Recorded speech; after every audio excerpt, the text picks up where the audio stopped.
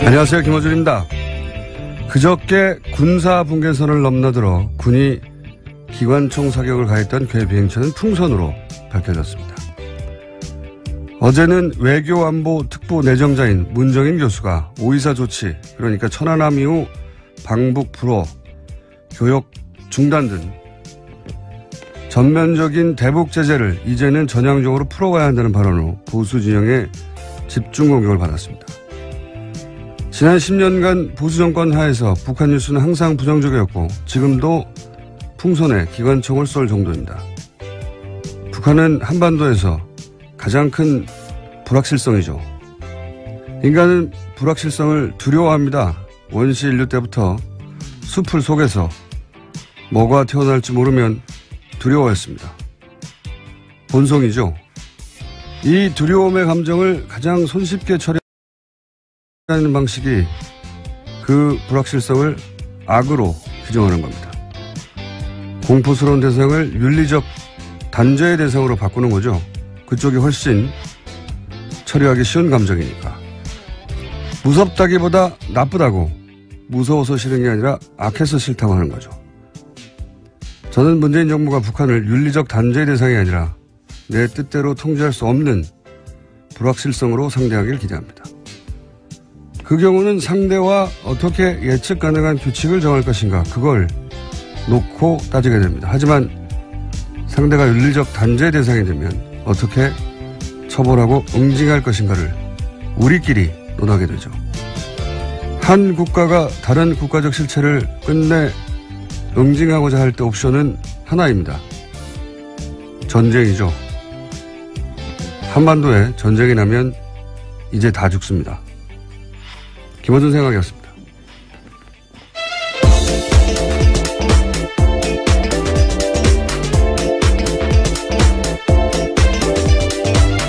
네. 시사인의 김은지입니다. 네. 아니, 저의 오프닝 멘트를 먹고 감동 먹었어요?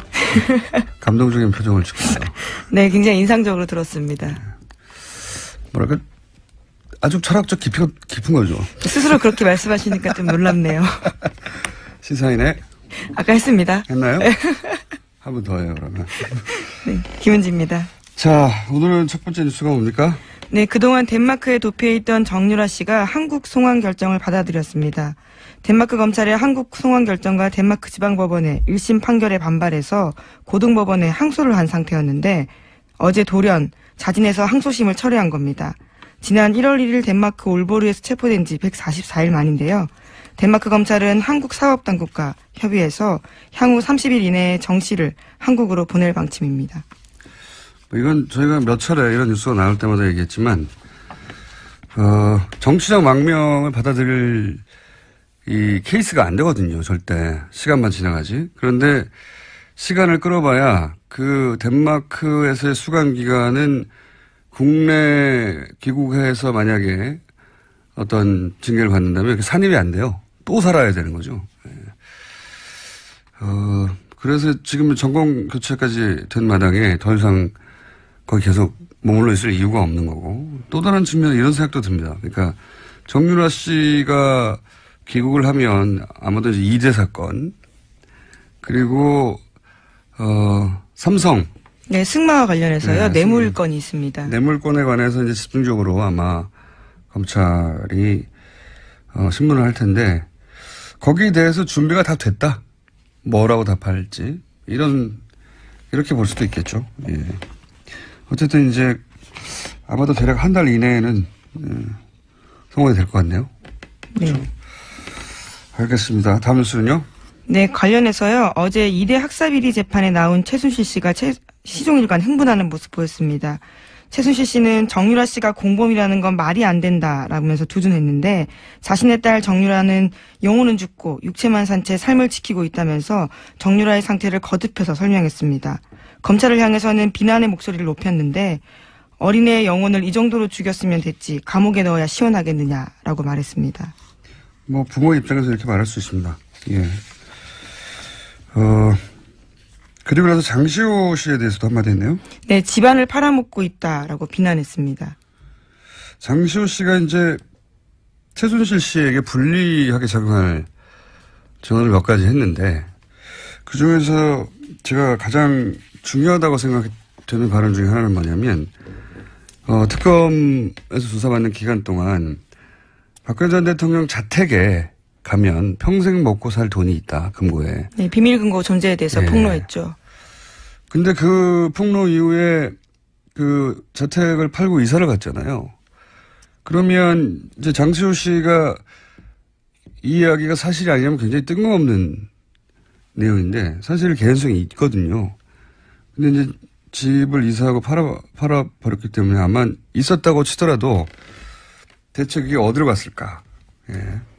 장시호 씨가 머지않아 석방될 것 같다고 언론 보도가 있었는데 그러니까 석방된다는 건 이제 구속 만기를 예. 채워서 더 이상 그러니까 다른 건으로 연장하지 않겠다는 거니까 이제 왔다 갔다 하면서 벌을 다 받았다는 게 아니라 재판을 왔다 갔다 하면서 자기의 몸으로 받을 수 있게 된다는 거죠. 근데 장시호 씨가 과연 이제 숨겨진 이모의 재산에 대해서 전혀 관심이 없는 건지 저는 최소한 의구심을 가질 필요는 있다. 지난번에 한번 주장했지만 금고는 어디로 갔을까? 예, 궁금합니다. 굉장히 개인적으로. 이 뉴스는 앞으로도 저는 추가 뉴스가 나올 거라고 봅니다. 관련해서. 자, 다음 뉴스는요? 네, 문재인 대통령이 어제 청와대 집무실에서 일자리 상황판 설치하고 직접 시연했습니다.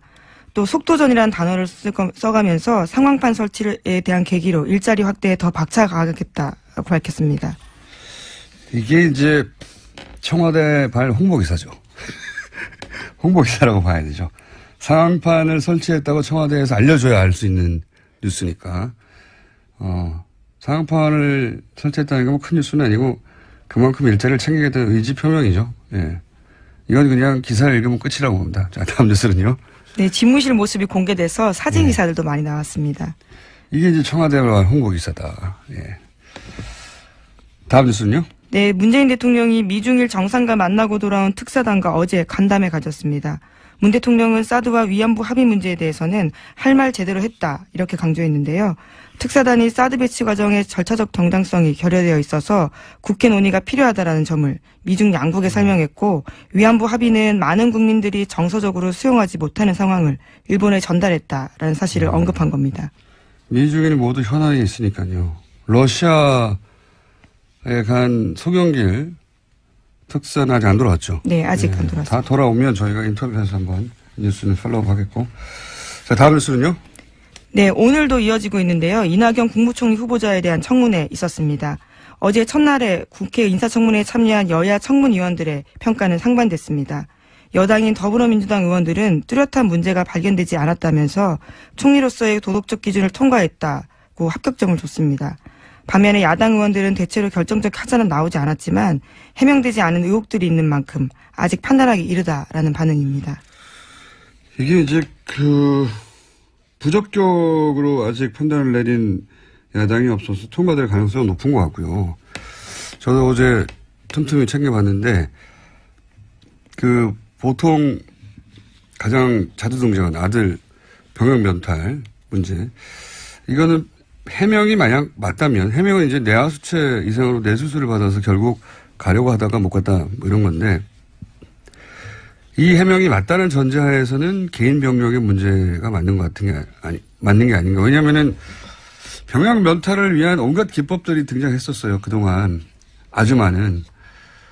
근데 군대를 안 가려고 뇌수술을 일부러 받는다. 이거는 제가 보기엔 상식적인 수준을 상상하기 어렵거든요. 아버지 군대 안 가고 싶어요. 그럼 뇌수술하자. 이건 아닌 것 같아요. 네. 그래서 전제가 당시 실제 뇌하수체 이상으로 전신 마취로 몇 차례 수술을 받았다고 이제 밝힌 것 같은데 그게 맞다면 관련 서류가 제대로 제시된다면 이건 개인 병력의 문제가 맞는 것 같습니다. 근데 이제 위장 전입 부인이 교사인데 좋은 학교에 배정되려고 다른 주소지를 등록을 했다. 네. 네. 이건 제가 알기로는 교사분들이 이런 경우가 있다고 하는데 이거는 사적 이익을 위해서 위장 전입을 한 게 분명하죠. 네, 이 부분 인정했습니다. 어제. 네. 다만 나중에 포기했다 이런 식으로 해명을 했는데 이것도 역시 그래서 부인이 그러면 그 학교에 배정이 됐는지 안 됐는지를 따져보고 그 결과에 따라 정상 참작이 될 것인지 아닌지.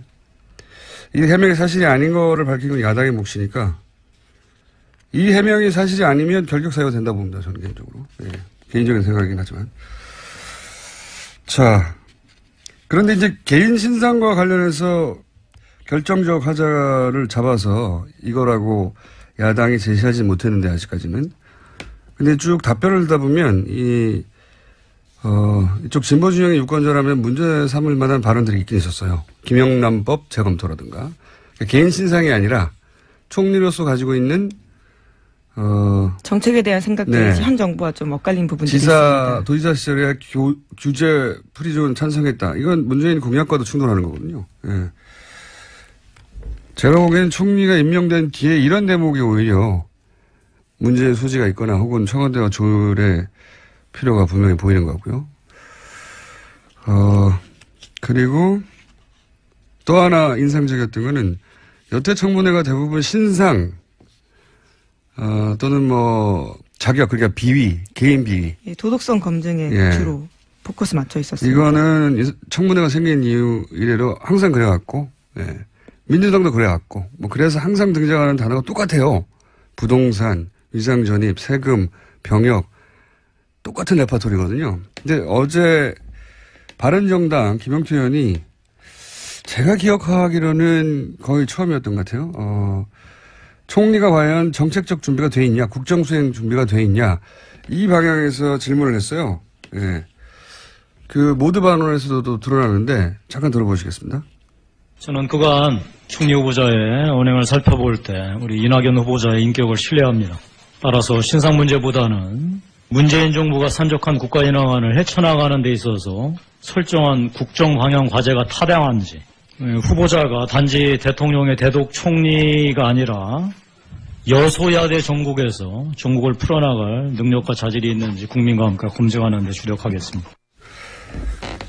그러니까 김영태 바른정당 의원이 제기한 정책 질의의 어떤 내용을 떠나서 청문회 방향을 이렇게 잡았다는 자체로 저는 박수받아 마땅하고 앞으로 청문회 질의를 이 방향으로 하려고 하는 의원들이 앞으로도 등장할 수 있다. 네. 그래서 저희가 사실 3부 인터뷰를 따로 좀 잡아놨습니다.